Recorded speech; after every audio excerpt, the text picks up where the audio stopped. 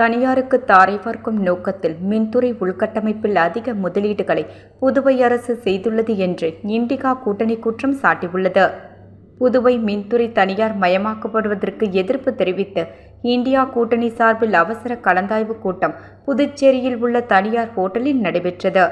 இக்கூட்டத்தில் முன்னாள் முதல்வர் நாராயணசாமி, எதிர்க்கட்சித் தலைவரும் திமுக அமைப்பாளருமான சிவா, விடுதலை சிறுத்தைகள் கட்சியின் முதன்மை செயலர் தேவபொழிலன், இந்திய கம்யூனிஸ்ட் கட்சியின் மாநில செயலர் சலீம் உள்ளிட்ட கூட்டணி கட்சி தலைவர்கள் பங்கேற்றனர்.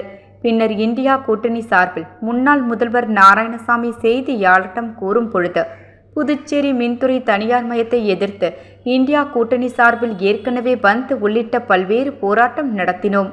அப்போது சட்டப்பேரவையில் முதல்வர் ரங்கசாமியும் மின்துறை அமைச்சர் நமச்சிவாயமும் புதுவையில் மின்துறை தனியாரிடம் விற்க மாட்டோம் என்று வாக்குறுதி அளித்தார்கள்.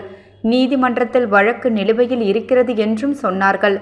ஆனால் திடீரென அதானி செபிக்கு கொடுத்த கடிதத்தின் அறிவிப்பு வெளிவந்திருக்கிறது. இந்த கடிதத்தை பார்க்கும் பொழுது ஏற்கனவே அதானி குழுமம் மின்துறை பங்குகளை புதுச்சேரி அரசிடம் இருந்து பெற்றுவிட்டது. ஒட்டுமொத்தமாக மின்சாரத்துறையை என்ஆர் காங்கிரஸ், பாஜக அரசு, முதல்வர் ரங்கசாமி, அமைச்சர் நமச்சிவாயம் ஆகியோர் அதானி குழுமத்திற்கு தாரை வார்த்து விட்டனர். இது புதுவை மக்களுக்கு அவர்கள் செய்யும் மிகப்பெரிய துரோகம். புதுவையில் மின்துறையை தனியாரிடம் கொடுத்த முதல்வர் ரங்கசாமி, அமைச்சர் நமச்சிவாயம் மற்றும் பிற அமைச்சர்களும் உடனடியாக பதவி விலக வேண்டும்.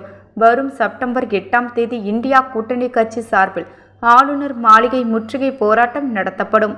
அமைச்சர்கள் விழாக்களுக்கு செல்லும் போது அவர்களை முற்றுகையிடுவோம்.